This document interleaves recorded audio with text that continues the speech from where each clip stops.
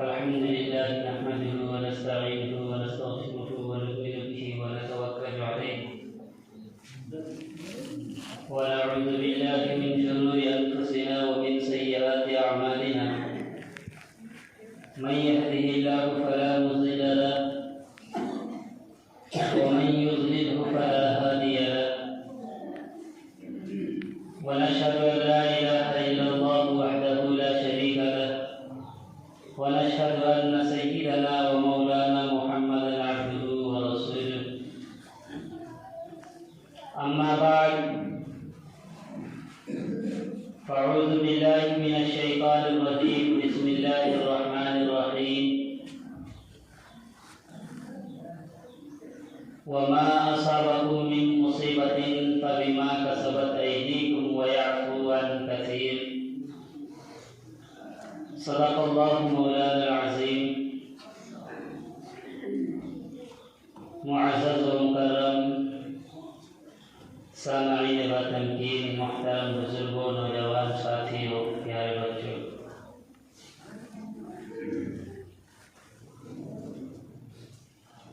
میں نے ابھی آپ کے سامنے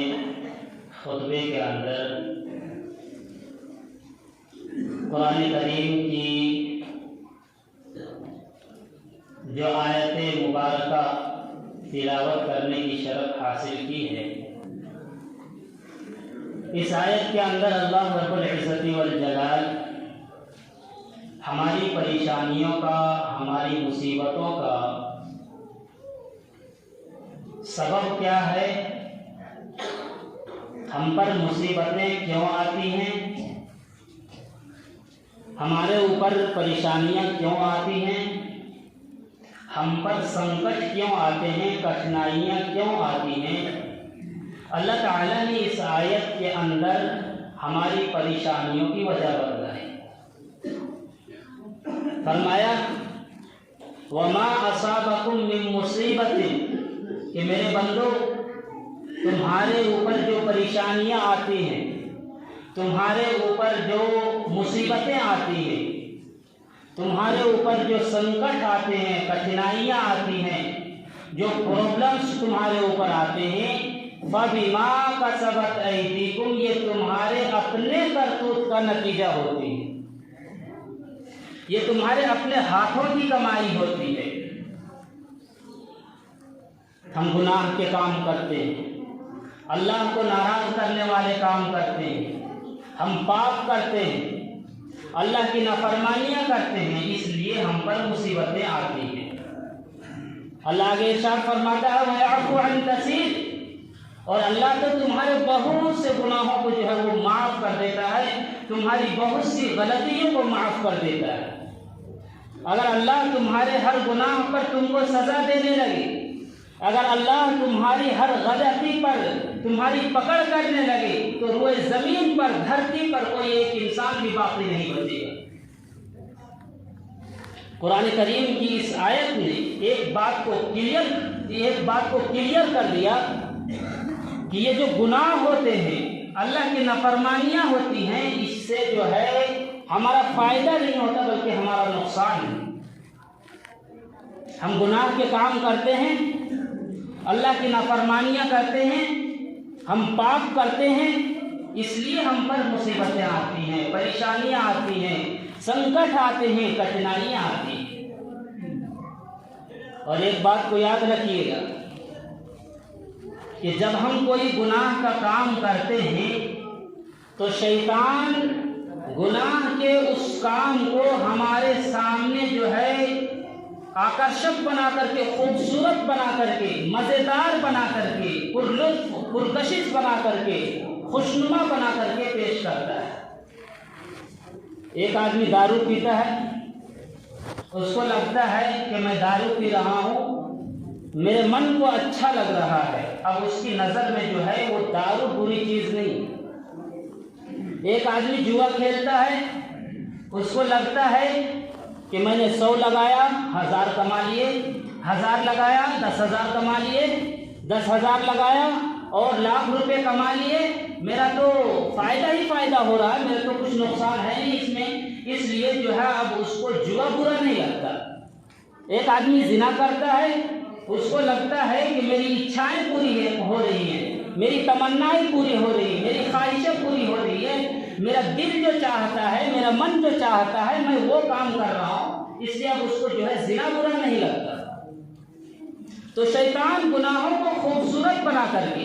انسانوں کے سامنے آکرشک بنا کر کے، مزیدار بنا کر کے، پرلطف بنا کر کے جو ہے گناہ کو شیطان پیش کرتا ہے۔ یہ شیطان کا بہت بڑا جو ہے یہ جال ہے، اور بہت بڑی اس کی جو ہے ریشمی جال ہے کہ شیطان گناہوں کو خوبصورت بنا کر کے پیش کرتا ہے۔ اور ایک بات اور یاد رکھیے کہ جب گناہ بندوں سے شیطان کروانا چاہتا ہے، جب بندوں سے گناہ کروانا چاہتا ہے تو بندوں کے دل میں یہ وسوسہ ڈالتا ہے، انسان کے دل میں شیطان یہ وسوسہ ڈالتا ہے کہ دیکھو تم جو کام کرنے جا رہے ہو وہ تو کام ہے غلط، لیکن تم ابھی یہ کام کر لو، بعد میں تم توبہ کر لینا، بعد میں تم سدھر جانا، بعد میں تم رجوع الی اللہ کر لینا، نیک بن جانا۔ شیطان کبھی کبھی جو ہے اس انداز سے بھی انسانوں کو بہکاتا ہے اور گمراہ کرتا ہے۔ میرے معزز بھائیوں، شیطان جب آپ کے دل میں یہ وسوسہ ڈالے، یہ خیال ڈالے کہ تم ابھی گناہ کا کام کر لو، تم ابھی پاپ کر لو، بعد میں تم سدھر جانا، بعد میں تم نیک بن جانا، بعد میں تم توبہ کر لینا، اس وقت آپ اپنے آپ سے یہ سوال کریں کہ اس بات کی کیا گارنٹی ہے کہ ہم کل زندہ رہیں گے؟ اس بات کی کیا گارنٹی ہے کہ جب آج رات ہم بستر پر سونے کے لیے جائیں تو کل صبح ہم صحیح سلامت اٹھ پائیں؟ اس بات کی کیا گارنٹی؟ ہم اس بات کی بھی گارنٹی نہیں لے سکتے۔ ہمارے نبی نے سو کر اٹھنے کے بعد پڑھنے کی جو دعا سکھلائی ہے، بتلائی ہے، الحمدللہ الذی احیانا بعد ما اماتنا والیہ النشور، جب ہم سو کر کے اٹھتے ہیں تو یہی تو دعا پڑھتے ہیں کہ اللہ ہم تو سو گئے تھے، گویا ہم مر گئے تھے، لیکن ہمارے مر جانے کے بعد، ہمیں موت کے آ جانے کے بعد تو نے ہمیں زندہ بچا لیا، زندہ چھوڑ دیا، ہم زندہ بچ گئے۔ اللہ اگر تو چاہتا جب ہم سو گئے تھے ہماری روح کو قبض کر لیتا، ہماری جان کو نکال لیتا، لیکن تو نے ہمیں زندہ بچا دیا۔ اللہ اس پر ہم تیرا شکریہ ادا کرتے ہیں۔ اسلام تو یہ کانسیپٹ پیش کرتا ہے کہ ایک دن کی نہیں، ایک رات کی نہیں، ایک منٹ کی بھی گارنٹی نہیں۔ بڑے افسوس اور حیرت کی بات ہے، تعجب کی بات ہے کہ انسان جو ہے کبھی کبھی اپنا برتھ ڈے بھی مناتا ہے، یوم پیدائش مناتا ہے کہ بھائی آج میں اتنے سال کا ہو گیا، آج میں 20 سال کا ہو گیا، 25 سال کا ہو گیا، آج میرے 30 سال پورے ہو گئے۔ فیس بک پر لکھتے ہیں، انسٹا پہ لکھتے ہیں، اسٹوری لگاتے ہیں، اسٹیٹس لگاتے ہیں کہ آج میرے اتنے سال پورے ہو گئے، مجھے کوئی سیلیبریٹ نہیں کر رہا ہے، مجھے کوئی وش نہیں کر رہا ہے۔ ارے نادان، جب تو نے اپنی زندگی کے 25 سال پورے کر لیے، 30 سال پورے کر لیے، تو جو ہے خوشیاں منا رہا ہے، کیک کاٹ رہا ہے اور جو ہے اپنا برتھ ڈے منا رہا ہے، تجھے پتہ ہونا چاہیے کہ تو نے جب اپنی زندگی کے 25 سال 30 سال پورے کر لیے تو زندگی کا ایک بڑا اوور تو نے پورا کر لیا۔ اب تو جو ہے اپنی موت سے 1 سال اور زیادہ قریب ہو گیا، تو بجائے جب 30 سال کے ہو جائیں تو خوشیاں منانے کے جو ہے یہ غم کا مقام ہونا چاہیے، اسے اپنے اعمال کا جائزہ لینا چاہیے، اپنے نفس کا محاسبہ کرنا چاہیے، اپنے آپ کا جو ہے امتحان لینا چاہیے کہ میں نے زندگی کے جو ہے 25 سال 30 سال 40 سال پورے کر لیے، اب میں جو ہے سو موت سے اور زیادہ قریب ہو گیا۔ تو میرے بزرگوں بھائیو، جب شیطان جو ہے، میں یہ عرض کر رہا تھا کہ جب شیطان بندوں سے گناہ کروانا چاہتا ہے، پاپ کروانا چاہتا ہے، تو شیطان بندوں کے دل میں یہ خیال ڈالتا ہے، یہ وسوسہ ڈالتا ہے، کہ تم جو کام کرنے جا رہے ہو وہ کام ہے تو غلط، لیکن تم ابھی کر لو، بعد میں تم توبہ کر لینا، بعد میں تم سدھر جانا، بعد میں تم نیک بن جانا۔ جب شیطان آپ کے دل میں یہ وسوسہ ڈالے، یہ خیال ڈالے، آپ اس وقت جو ہے شیطان کے سامنے یہ آیت پڑھ کر کے سنائیں کہ وَمَا تَدْرِي نَفْسٌ بِأَيِّ أَرْضٍ تَمُوتُ، کہ کوئی نہیں جانتا کہ وہ کب مرے گا اور کہاں مرے گا، کوئی نہیں جانتا کہ کل وہ کیا کرے گا، کوئی نہیں جانتا کل اس کے ساتھ کیا حادثات پیش آئیں گے، کوئی نہیں جانتا۔ میرے بزرگوں اور بھائیوں،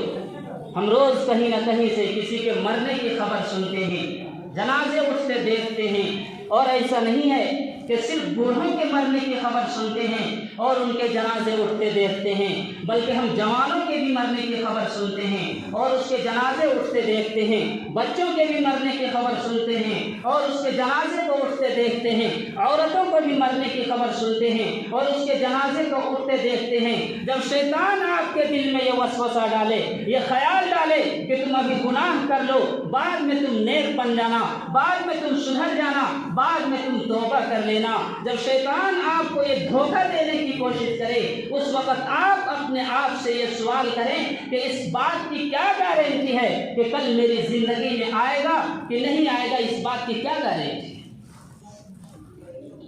میرے بزرگوں اور بھائیوں، جب یہ خیال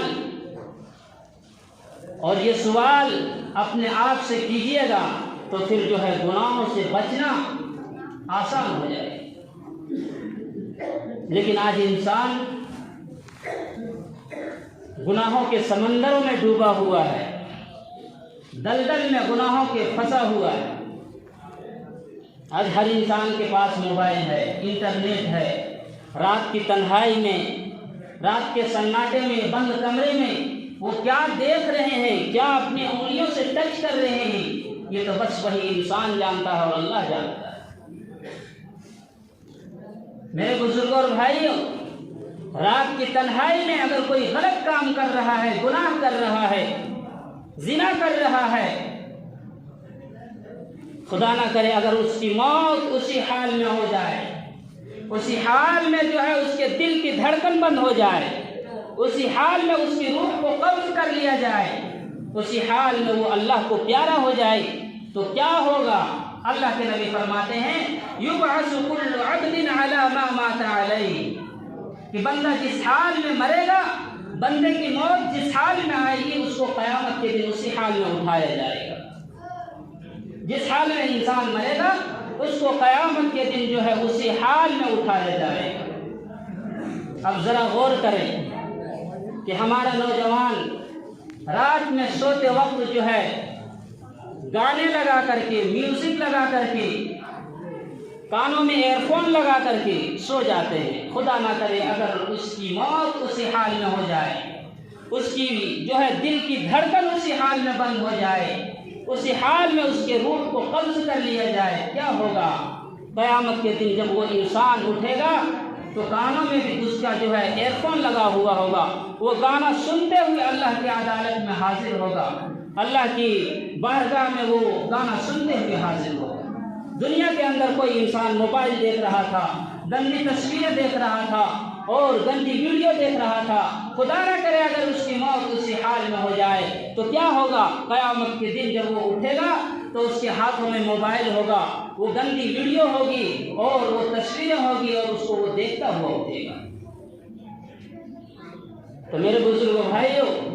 جب شیطان آپ کے دل میں یہ وسوسہ ڈالے، یہ خیال ڈالے کہ تم جو ہے ابھی گناہ کر لو، بعد میں تم سدھر جانا، بعد میں تم نیک بن جانا اور بعد میں تم جو ہے اللہ کی طرف رجوع کر لینا، تو جو ہے اپنے آپ سے یہ سوال کریں کہ اس بات کی کیا کریں کہ ہم کل زندہ بچیں گے یا نہ بچیں۔ اور شیطان کا یہ چال کہ بعد میں تم سدھر جانا، بعد میں تم نیک بن جانا، قرآن کریم کے بھی اندر اللہ نے بیان کیا ہے۔ حضرت یوسف علیہ السلام کا نام آپ جانتے ہی ہوں گے، یہ اللہ کے جلیل القدر پیغمبر ہیں۔ ان کے 11 بھائی تھے، ایک بھائی ان کی سگی ماں سے اور باقی 10 بھائی دوسری سوتیلی ماں سے، یعنی ایک ماں سے 2 بھائی اور ایک ماں سے 10 بھائی۔ حضرت یوسف علیہ السلام اور ان کے بھائی بنیامین سے ان کے والد جو ہے بہت زیادہ پیار کرتے تھے، بہت زیادہ محبت کرتے تھے۔ اب باقی 10 بھائیوں کو ایسا لگا کہ ہمارا باپ جو ہے وہ ہم 10 بھائیوں سے تھوڑا کم پیار کرتا ہے اور ان 2 بھائیوں سے زیادہ پیار کرتا ہے، زیادہ محبت کرتا ہے۔ 10 بھائیوں نے میٹنگ بلائی اور میٹنگ میں یہ بات رکھی کہ ہمارا باپ جو ہے گمراہ ہو گیا، ہمارے باپ کو نہ جانے کیا ہو گیا ہے کہ وہ ہم 10 بھائیوں سے تھوڑا کم پیار کرتے ہیں اور ان 2 بھائیوں سے زیادہ پیار کرتے ہیں۔ ہمارا باپ تو گمراہ ہو گیا، ان ابانا لفی ضلال مبین، ہمارا باپ تو بہک گیا ہے، بھٹک گیا ہے، گمراہ ہو گیا ہے۔ جب شیطان انسان کے دماغ کو خراب کر دیتا ہے،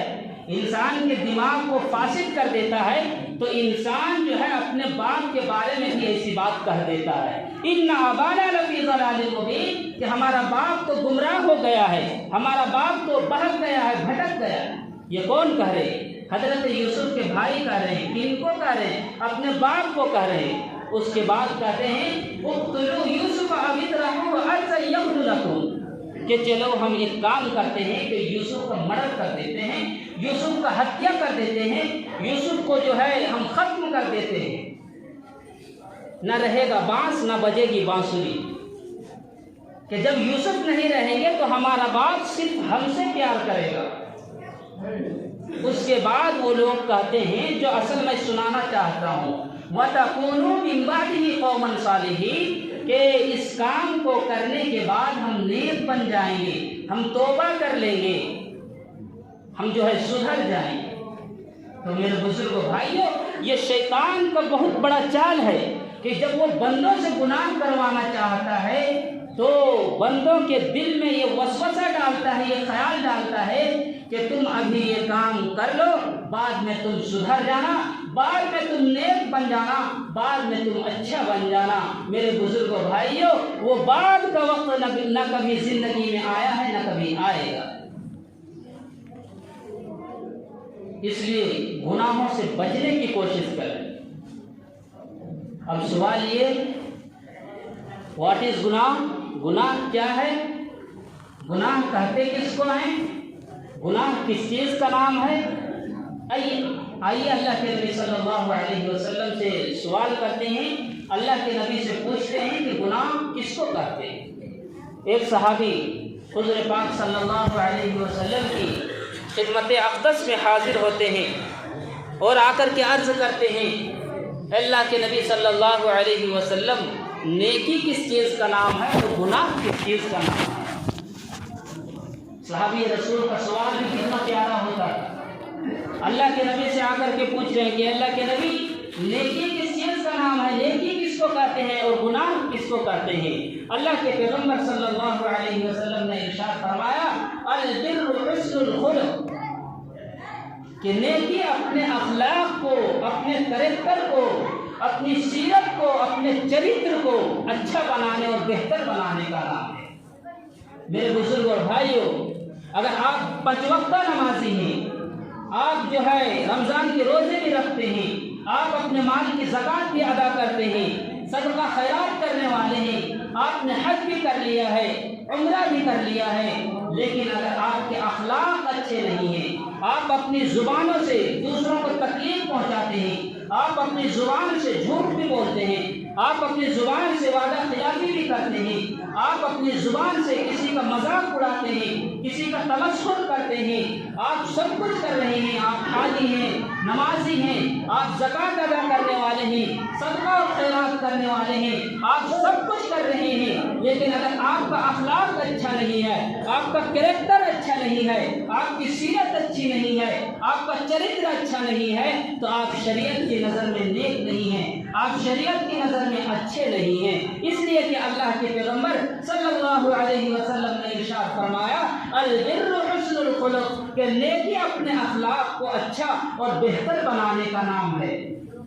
اس کے بعد اللہ کے نبی صلی اللہ علیہ وسلم نے ارشاد فرمایا، والاسم على ما حاك في نفسك وكرهت ان يطلع عليه الناس۔ اور اے میرے صحابی، تم نے پوچھا، تم نے سوال کیا کہ گناہ کس کو کہتے ہیں، تو سن لو، گناہ کا کام وہ کام ہے کہ جس کام کو کرنے کے ٹائم میں انسان کے دل میں بے چینی پیدا ہو، انسان کے دل میں کھٹک پیدا ہو۔ ذرا غور سے سنیے گا، اللہ کے نبی صلی اللہ علیہ وسلم گناہ کی پریبھاشا بتلا رہے ہیں، گناہ کی وضاحت کر رہے ہیں، گناہ کے مطلب کو بتا رہے ہیں کہ اے میرے صحابی، گناہ اس کام کو کہتے ہیں کہ جس کام کو کرنے کے ٹائم انسان کے دل میں بے چینی پیدا ہو، کھٹک محسوس ہو۔ وَقَرِيبَ أَن يَطَّلِعَ عَلَيْهِ النَّاسُ، اور گناہ کا کام وہ کام ہے کہ جس کام کو کرنے والا دوسروں سے چھپا کر کے کرے کہ کہیں میرے اس کام کے بارے میں دوسروں کو پتہ نہ چل جائے، دوسروں کو خبر نہ ہو جائے۔ تو گناہ کا کام وہ کام ہے کہ جس کو کرتے وقت انسان کے دل میں بے چینی پیدا ہو، کھٹک پیدا ہو، اور جس کام کو کرنے والے کو یہ ڈر ہو کہ کہیں میرے اس کام کے بارے میں لوگوں کو، دوسروں کو خبر نہ ہو جائے۔ اور ایک بات اور یاد رکھیے کہ جب گناہ کرتے وقت انسان کے دل میں بے چینی پیدا ہو رہی ہو، کھٹک پیدا ہو رہی ہو، تو یہ اس بات کی علامت ہے کہ اب بھی اس انسان کے دل میں ایمان باقی ہے،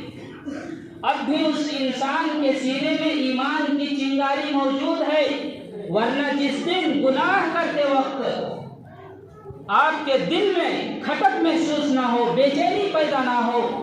اور آپ کو گناہ کرنے کے بعد اچھا لگنے لگے، آپ کو شرمندگی محسوس نہ ہو، اور آپ جو ہے اس کو لوگوں کے سامنے فخریہ انداز میں بیان کرتے ہو، تو سمجھ جائیے کہ اس دن آپ کے دل سے ایمان جا چکا ہے، ایمان رخصت ہو چکا ہے۔ اب آپ جو ہے اپنے ایمان کا جنازہ پڑھتے ہیں۔ گناہ کو کرتے وقت دل کے اندر بے چینی پیدا ہونا اور کھٹک محسوس ہونا، یہ ایمان کی علامت ہے، یہ ایمان کی نشانی ہے۔ اس لیے کہ اللہ کے پیغمبر صلی اللہ علیہ وسلم نے ارشاد فرمایا ہے کہ میری امت کے تمام لوگوں کے گناہ معاف ہو سکتے ہیں سوائے ان لوگوں کے جو کھلم کھلا گناہ کرتے ہیں، جو علن اعلان گناہ کرتے ہیں، جو گناہ کرنے کے بعد گناہ کی تشہیر کرتے ہیں۔ رات کے سناٹے میں، رات کی تاریکی میں کسی انسان نے کوئی گناہ کا کام کیا، غلط کام کیا، پاپ کیا، زنا کیا، اللہ نے تو اس کے گناہ کے اوپر پردہ ڈال دیا، لیکن صبح کو وہ خود جو ہے بیدار ہو کر کے اپنے گناہوں کو لوگوں کے سامنے بیان کرتا ہے، اپنے گناہوں کی تشہیر کرتا ہے، اپنے گناہوں کا جو ہے اعلان کرتا ہے۔ اللہ نے تو اس کے گناہ کے اوپر پردہ ڈال دیا تھا، لیکن وہ خود جو ہے اپنے گناہوں کو لوگوں کے سامنے بیان کر رہا ہے، لوگوں کو گناہ کرنے پر اکسا رہا ہے۔ اللہ کے پیغمبر صلی اللہ علیہ وسلم نے ارشاد فرمایا کہ اللہ تعالیٰ تمام لوگوں کے گناہوں کو معاف کر سکتا ہے، مگر جو لوگ گناہ کرنے کے بعد گناہ کی تشہیر کرتے ہوں، گناہ کا اعلان کرتے ہوں، گناہ کرنے کے بعد اپنے گناہوں کا پرچار کرتے ہوں، اللہ رب العزت جو ہے ایسے لوگوں کے گناہ کو معاف نہیں کرے گا۔ اور ایک بات اور ذہن میں بٹھا لیجیے، گناہ کرنے سے ہماری روزی روٹی پر بھی اثر پڑتا ہے، ہمارے کاروبار پر بھی اثر پڑتا ہے، ہماری تجارت کے اوپر بھی اثر پڑتا ہے، ہمارے گھر کے سمبندھوں پر اثر پڑتا ہے، ہمارے رشتوں ناتوں پر اثر پڑتا ہے، ساس بہو کے رشتوں پر اثر پڑتا ہے، باپ بیٹے کے رشتوں پر اثر پڑتا ہے۔ گناہ کرنے کی وجہ سے جو ہے انسان کے، اس کے بچوں کے منہ کا نوالا جو ہے وہ چھین لیا جاتا ہے۔ اس لیے کہ اللہ کے پیغمبر صلی اللہ علیہ وسلم ارشاد فرماتے ہیں ان العبد لیحرم الرزق بالذنب یصیبہ، کہ بندے کے گناہ کی وجہ سے اس کے جو ہے رزق جو ہے چھین لیا جاتا ہے۔ اور اللہ تعالیٰ نے، اپنی بات کو مختصر کرتا ہوں، اللہ تعالیٰ نے قرآن کے اندر بھی اس طرح کا ایک واقعہ بیان کیا ہے۔ ضرب اللہ مثلا قریۃ کانت آمنۃ مطمئنۃ یأتیہا رزقہا رغدا من کل مکان فکفرت بانعم اللہ فاذاقہا اللہ لباس الجوع والخوف بما کانوا یصنعون، کہ اللہ تعالیٰ مثال بیان کرتا ہے ایک ایسی جس کو جو ہے ہر طرح سے فراوانی حاصل تھی اور خوشحالی حاصل تھی، اس کو ہر طرف سے جو ہے رزق اور کھانے پینے کی چیزیں ملا کرتی تھی، لیکن جب وہ لوگ اللہ کی نافرمانی پر اتر آئے، فکفرت بانعم اللہ، انہوں نے اللہ کو ناراض کرنا شروع کیا، گناہوں کے اندر وہ مبتلا ہوئے، پاپ کرنے لگے، تو کیا ہوا؟ فَأَذَاقَهَا اللَّهُ لِبَاسَ الْجُوعِ وَالْخَوْفِ بِمَا كَانُوا يَصْنَعُونَ کہ اللہ تعالیٰ نے ان کو بھوک اور تکلیف میں مبتلا کر دیا۔ تو گناہ کرنے سے جو ہے ہماری روزی روٹی پر بھی اثر پڑتا ہے، ہمارے کاروبار پر بھی اثر پڑتا ہے، ہمارے گھر کے سمبندھوں پر اثر پڑتا ہے۔ اس لیے میرے بزرگوں بھائیوں، اپنے آپ کو گناہوں سے بچائیں اور جو ہے اللہ تعالیٰ سے ہر وقت جو ہے گناہوں سے بچنے کی توفیق مانگتے رہیں۔ اللہ تعالیٰ سے دعا ہے کہ اللہ تعالیٰ ہمیں اور آپ کو کہنے سننے سے زیادہ عمل کی توفیق عطا فرمائے۔ وآخر دعوانا ان الحمد للہ رب العالمین۔